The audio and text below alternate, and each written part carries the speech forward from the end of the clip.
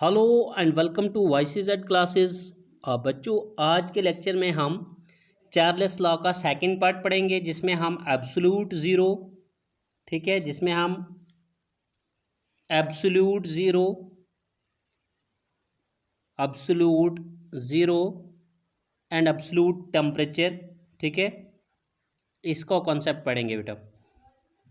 तो आप अपनी कॉपी पे इसको नोट कर दीजिए, एब्सोल्यूट ज़ीरो एब्सोल्यूट टेम्परेचर को। ठीक है, तो हम यहाँ पे ग्राफ से इस चीज़ को समझेंगे बेटा। देखो, जैसे कि मैंने आपको कल बताया पहले लेक्चर में, चार्ल्स लॉ के लेक्चर में जो है, मैंने आपको बताया वहाँ पर कि जो पहला स्टेटमेंट हमारा वहाँ पे चार्ल्स लॉ का आया, at constant pressure the volume of a given amount of a gas increases or decreases by 1/273 of its volume at 0 degree Celsius for every 1 degree centigrade rise or fall in temperature। ठीक है, तो उसके हिसाब से अगर हम देखेंगे बेटा, इस स्टेटमेंट के हिसाब से अगर ग्राफ देखेंगे तो ये वाला ग्राफ हमने कंसिडर करना है।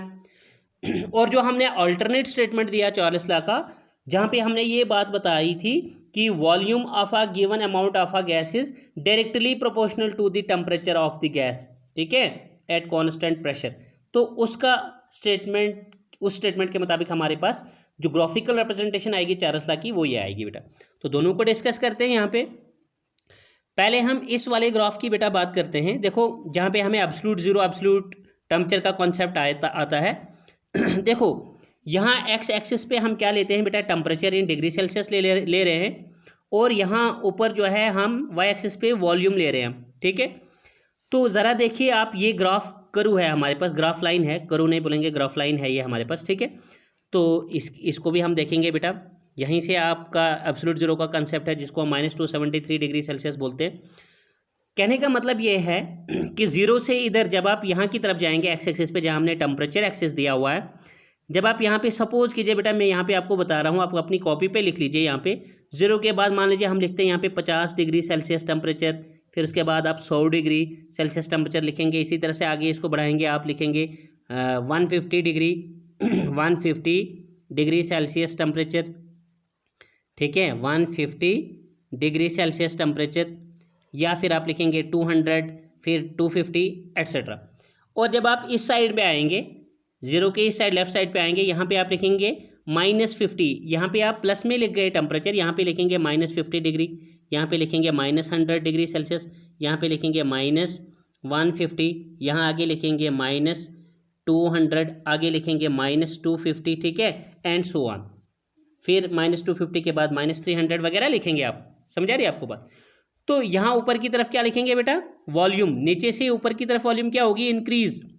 अब देखना ज़रा, वो जो हमने जनरल, मैंने कल आपको बताया था, mathematical form of the Charles law as per this statement, जो मैंने अभी इसका स्टेटमेंट आपको बताया, that is the volume of a given amount of a gas increases और decreases by 1/273 of its volume at 0 degree Celsius for every 1 degree rise और fall in temperature, for every 1 degree centigrade rise और fall in temperature, लेकिन at constant pressure बेटा। तो उसके हिसाब से मैंने आपको बताया था वहाँ पे volume of a gas eight T degree Celsius, एक रिलेशन हमने वहाँ पे ड्रॉ किया था, इक्वल्स टू V0 यानी V0 प्लस लिखा था हमने T degree Celsius upon 273 of V0, या इसी को मॉडिफाई करके हम लिखते हैं volume at T degree Celsius equals to V0 को कॉमन कर लेते हैं हम, और 1 plus T degree Celsius upon 273 हम यहाँ पे लिखते हैं V0 को कॉमन करके। तो ये रिलेशंस बेटा आप याद रख लीजिए। इसी तरीके से अगर मैं आपको आज फिर से बताऊंगा कि सपोज कीजिए we want to calculate the volume of a gas at 1 degree plus 1 degree Celsius, ये मैंने कराया भी है आपको। तो ये जो अभी मैंने जनरल नोटेशन बताई, उसको इस्तेमाल करके आप volume of gas at +1 degree Celsius निकाल सकते हो बेटा, विच इज़ इक्वल टू, जो कि आएगा volume of gas at 0 degree V0 V0 plus आएगा आपके पास कितना, 1/273 of V0, which is equal to V0 common करके 1 प्लस 1/273 के बराबर। लेकिन अब अगर आपको पूछा जाएगा volume of a gas similarly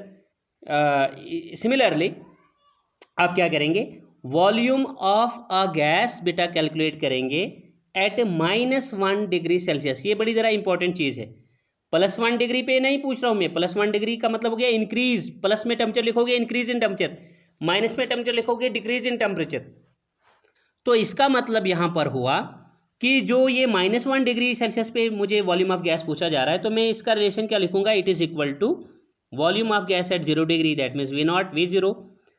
अब यहाँ पे मैं क्या लिखूंगा बेटा, पहले मैं लिखूंगा प्लस, ठीक है, plus -1 degree Celsius upon 273 of V0, ठीक है, इस तरह से लिखूंगा।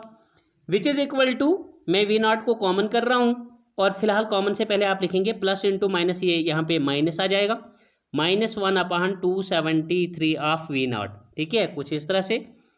इसको आप नेक्स्ट स्टेप में बेटा लिखोगे volume of gas at -1 degree Celsius is equal to V0 को कॉमन कर देंगे और अंदर लिखेंगे 1 माइनस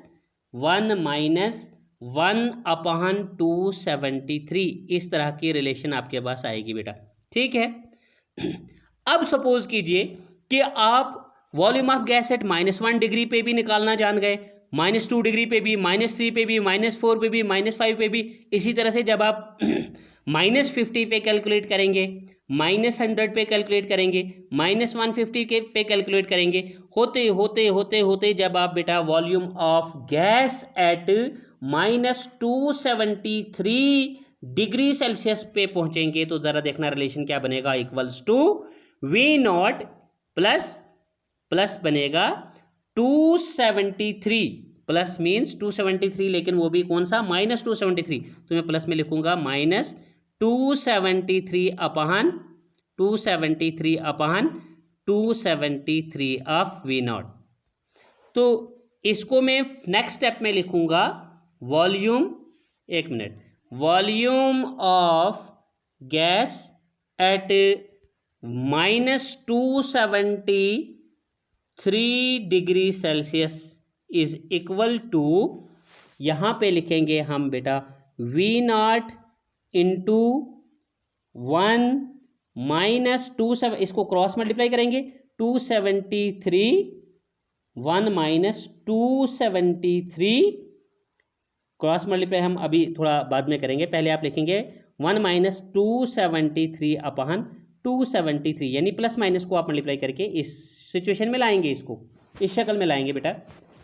नेक्स्ट स्टेप में इसी को आप लिखोगे और volume of gas at -273 degree Celsius equals to V0 into, इसको क्रॉस मल्टीप्लाई कीजिए बेटा, डिनोमिनेटर्स को भी मल्टीप्लाई कीजिए, ये बनेगा 273 माइनस 273 अपॉन 273, ठीक है, जिसको हम लिखेंगे नेक्स्ट स्टेप में volume of gas at -273 degree Celsius is equal to V0 into 273 minus 273 आएगा आपके पास, ठीक है, 273 माइनस 273 वो आपका 0 आ जाएगा बेटा, कितना आ जाएगा आपके पास, 0 आ जाएगा, 273 माइनस 273 0 आ गया, 0 डिवाइडेड बाई 273 ये आपका 0 हो गया, और उस 0 को आप V0 से मल्टीप्लाई करोगे तो ये आपके पास कितना आ जाएगा बेटा, 0 आ जाएगा, यानी volume of -273 degree Celsius is equal to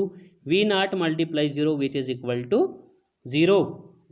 तो what does this mean, it means that volume of a given amount of a gas, same amount of a gas at -273 degree Celsius shows the volume of a gas equal to 0. So this lowest possible, अब आप absolute zero का, यही absolute zero है बेटा, इसकी definition आप यहाँ पर लिखेंगे और आप यहाँ पे बताएंगे this lowest possible theoretical temperature, lowest possible theoretical temperature of -273 degree Celsius at which a gas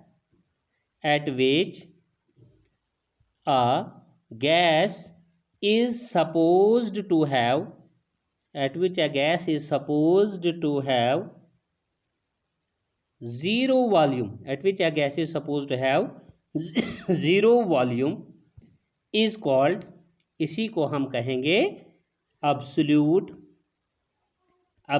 zero. इसको क्या कहेंगे बेटा हम? इस कॉल्ड एब्सोल्यूट ज़ीरो। ठीक है, तो इसी को हमने यहाँ पे ग्राफ से भी दिखाया है कि जब आप वॉल्यूम को डिक्रीज़ करते करते, जैसे मैं आपको यहाँ पे बताऊँगा, मान लीजिए यहाँ पे ये पॉइंट कुछ मार्क कर लेते हैं हम, कि अगर जो बेटा यहाँ पे देख लीजिए, यहाँ पे जो पॉइंट है इसके कारस्पॉन्डिंग आपका जो टेम्परेचर होगा, आप यहाँ पे मैंने जैसे आपको बताया है ना, +50, फिर 100, फिर 150, 200 प्लस में, यहाँ पे -50, -100, -150, -200, -250, -300, तो -250 और -300 के बीच आपको ये वैल्यू मिलेगी बेटा -273, मतलब उसके बीच, मतलब कि इनके -270, -250 से ऊपर और -300 से नीचे, ये -273 डिग्री सेल्सियस टेम्परेचर हमारे पास ऐसा आएगा जहाँ पे वॉल्यूम ऑफ गैस जो है वो ज़ीरो हो जाएगा। तो फिलहाल आप जब इस पॉइंट पे मार्क नीचे कॉरस्पॉन्डिंग टेम्परेचर देखेंगे तो इसका वॉल्यूम ये आएगा। फिर नेक्स्ट पॉइंट पे आप देख रहे हैं तो आप क्या कर रहे हैं, यहाँ पे बेटा टेम्परेचर कम कर रहे हैं, वापस आ रहे हो आप, टेम्परेचर आप कम कर रहे हो तो वॉल्यूम भी कम हो रही है। ठीक है, फिर आप और आगे की तरफ आ रहे हो, इस यहाँ से पीछे वापस आ रहे हो, टेम्परेचर और कम कर रहे हो, वॉल्यूम और कम हो रही है। फिर माइनस में टेम्परेचर कर रहे हो आप, वॉल्यूम उतना कम हो रही है। तो करते करते ये वॉल्यूम कम होता चला जा रहा है, और जैसे ही हम -273 डिग्री पे पहुंचते हैं तो इसका कॉरस्पॉन्डिंग वॉल्यूम देखते हैं तो उसका वैल्यू ज़ीरो हो जाता है। ठीक है, तो दैट इज़ वाई वी से here eight -273 degree Celsius the volume of gas is equal to 0, which is so this lowest possible theoretical temperature of -273 degrees Celsius at which the volume of gas is found to be 0 is called as absolute zero। इसी को absolute zero बेटा कहते हैं हम। ठीक है, अब दूसरी चीज़ है यहाँ पे कि हमने लॉर्ड कैल्विन जो है वो क्या करते हैं बेटा यहाँ पे, ठीक है, this value is found to be -273.15 degree Celsius, लेकिन हम डेसिमल पार्ट को थोड़ा सा यहाँ पे मतलब नहीं लिखते हैं कैलकुलेशंस के अंदर, होल नंबर पार्ट -273 को ही लिखते हैं, अदरवाइज ये -273.156 वगैरह इसकी कंप्लीट वैल्यू। तो लॉर्ड कैल्विन क्या करते हैं बेटा, यहाँ से आगे Lord Kelvin suggested a new scale of temperature, जैसे हम बोलते हैं ना कैल्विन, ऐसा unit of temperature is kelvin.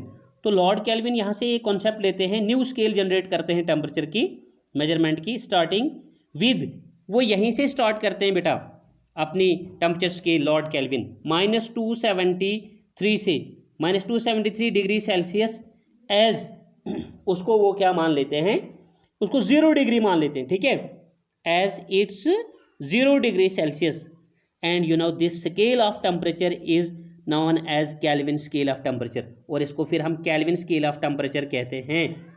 Okay, तो the size of the degree or Kelvin scale is same as that on the centigrade scale, but the only difference between them is कि हम क्या लिखते हैं in the scale value of temperature can be converted into Kelvin। अगर आपको मतलब temperature degree से kelvin में बदलना है तो जितना डिग्री है बेटा उसमें आपने ऐड करना है +273, एंड इन केस अगर आपने कैल्विन से टेम्परेचर डिग्री में कन्वर्ट करना है तो आपने जितना डिग्री टेम्परेचर आपके पास है उसमें -273 करना है। ये आपने अर्लियर क्लासेस में भी पढ़ा होगा, जैसे मैं आपको यहाँ पे फिर से याद दिलाता हूँ। सपोज कीजिए बेटा आप यहाँ पे पहले लिखेंगे temperature in Kelvin, temperature in degree Celsius is equal to, मतलब अगर आपने टेम्परेचर इन कैल्विन पहले लिखिए आप, temperature in Kelvin is equal to, मतलब अगर आपको टेम्परेचर कैल्विन में चाहिए डिग्री से तो आप लिखोगे equals to temperature in degree Celsius जितना दिया होगा प्लस करेंगे 273 उसमें, फिर जाके वो कैल्विन में टेम्परेचर कहलाएगा। अगर आपको चाहिए टेम्परेचर इन डिग्री सेल्सियस तो ये बनेगा जो टेम्परेचर इन केल्विन आपका दिया होगा, टेम्परेचर इन केल्विन उसमें माइनस करना पड़ेगा 273, जैसे एक एग्जांपल बताता हूँ मैं दोनों की। सपोज कीजिए कि आपको कहा जा रहा है 25 डिग्री सेल्सियस जो रूम टेम्परेचर होता है ये कितने केल्विन होता है, तो कन्वर्जन पूछी जा रही है डिग्री सेल्सियस से केल्विन में। तो आप करोगे बेटा यहाँ पे डिग्री से केल्विन बताया मैंने, जितना डिग्री है उतना लिख दो 25 डिग्री सेल्सियस, प्लस कर लो इसमें 273 ऐड करेंगे तो ये हो जाएगा 3 और 5 8 7 2 9 2 का 2 ये 298। लेकिन अब हम डिग्री सेल्सियस नहीं बोलेंगे इसको, आप इसको केल्विन बोलेंगे। यानी रूम टेम्परेचर की वैल्यू केल्विन स्केल में बेटा 298 होती है और इसी रूम टेम्परेचर की वैल्यू डिग्री सेंटीग्रेड स्केल में 25 डिग्री होती है। ठीक है, तो ये आपने थोड़ा याद रखना। अब इसी तरह से मान लीजिए कि अगर आपने 570 केल्विन है जी टेम्परेचर, 570 केल्विन, आपको पूछा जा रहा है कि बताइए कितने डिग्री है। अब केल्विन से डिग्री कन्वर्जन है, तो मैंने अभी बताया आपको कि जितने केल्विन है, जैसे मान लीजिए 570 है केल्विन में, तो इसमें माइनस कर लो तुम, -273 कर लो भाई। ठीक है, तो ये कितना आएगा, तो आपके पास 10 में से 3 7, 16 में से 7 तो बाकी बच के आपके पास, ठीक है 9, और यहाँ पे फॉर्मूला ये 297 डिग्री सेल्सियस अब आप इसके साथ लिखेंगे। ठीक है बेटा, तो ये आपने इसमें देखा। और दूसरी चीज़, अब हमने इस वाले ग्राफ को, जो हमने चार्ल्स लॉ का अल्टरनेट स्टेटमेंट दिया है बेटा, इसका ग्राफ भी, ये वाला ग्राफ तो मैंने आपको समझा दिया, यहाँ से एब्सोल्यूट जीरो का कंसेप्ट आपको मिला। जो ये वाला ग्राफ है ये अल्टरनेट स्टेटमेंट है, तो अल्टरनेट स्टेटमेंट आपको याद होना चाहिए कि उसमें एक रिलेशन आई थी हमारे पास, मैंने बताया था आपको, याद रखना न्यूमेरिक्स के लिए, V1/T1 इक्वल्स टू V2/T2। और मैंने बताया था यहाँ से आपको, इससे पहले बताया था कि जो स्टेटमेंट आया था ना, alternate volume of a given amount of a gas at constant pressure is directly proportional to the temperature of the gas. तो यानी V is directly proportional to T, V is directly proportional to T का ये graph है बेटा। ठीक है, तो इसका मतलब हो गया, अगर मैं यहाँ पे इस एक्सिस पे, एक्स एक्सिस पे टेम्परेचर दिखा रहा हूँ और यहाँ पे वॉल्यूम वाई एक्सिस पे दिखा रहा हूँ, नीचे से ऊपर की तरफ इंक्रीज वॉल्यूम हो रहा है और यहाँ से आगे की तरफ इंक्रीज हो रहा है टेम्परेचर। इसका मतलब है कि जैसे जैसे देखिए मैंने, अगर यहाँ पे कुछ ग्राफ, मतलब इस ग्राफ लाइन पे अगर जो स्ट्रेट लाइन आपको दिख रही है ग्राफ लाइन, यहाँ पे अगर कुछ पॉइंट्स मार्क करता हूँ, सपोज कीजिए मैं देखूंगा यहाँ पर, और मान लीजिए बेटा कि यहाँ पर अगर मैं बता रहा हूँ यहाँ से आगे की तरफ टेम्परेचर इंक्रीज हो रहा है, यहाँ कम टेम्परेचर है, अगले वाले पॉइंट पे टेम्परेचर ज़्यादा होगा, अगले वाले टेम्परेचर ज़्यादा होगा।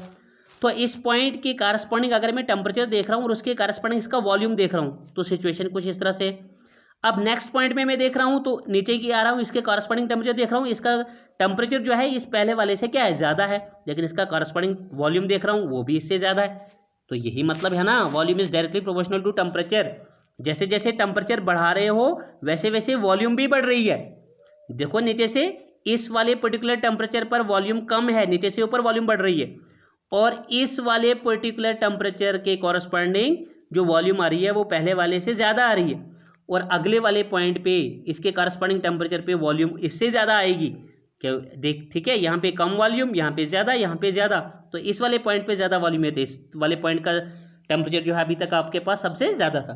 तो ये इस तरह से इसका ग्राफ आपको मिलता जाएगा बेटा। ठीक है, तो होप कि ये आज का लेक्चर जो है ये आपको समझ में आ गया हो बेटा। आज के लेक्चर में हमने चार्ल्स लॉ का सेकंड पार्ट पढ़ा है, जिसमें हमने एब्सोल्यूट जीरो का कॉन्सेप्ट पढ़ा, और यानी graphical representation of Charles law हमने पढ़ा। और लास्टली मैं आपको एक चीज़ बता दूं कि ये जो ग्राफ्स हमारे पास आ रहे हैं, चाहे हम ये वाले ग्राफ की बात कर रहे हैं या ये वाले ग्राफ की बात कर रहे हैं, इन ग्राफ्स को हम यहाँ चार्ल्स लॉ में बेटा आइसोबार बुलाते हैं। क्या कहते हैं, आइसोबार। जैसे कि यहाँ पे आपको दिख भी रहा है, isobar means a graph of volume versus temperature. Isobar का मतलब है कि ये वॉल्यूम वर्सेस टेम्परेचर का ग्राफ आता है एट कांस्टेंट प्रेशर पे। तो so this graph is known as isobar. तो आपको याद रखना ये। तो आज के लेक्चर में बेटा इतना ही। तो वो आपको बोलना चाहूँगा कि अगर आप मेरे चैनल पे अभी भी नए हैं, चैनल अभी आपने सब्सक्राइब नहीं किया है, तो प्लीज़ चैनल को सब्सक्राइब कीजिए, अपने फ्रेंड्स के साथ ज़्यादा से ज़्यादा इन वीडियोस को शेयर कीजिए, लाइक कीजिए। हाँ, इन केस कोई भी क्वेश्चन, कोई भी क्वेरी आपकी होती है तो आप मुझे कमेंट करके पूछ सकते हैं। तो आज के लेक्चर में इतना ही बेटा। Goodbye, take care, stay fit and stay safe.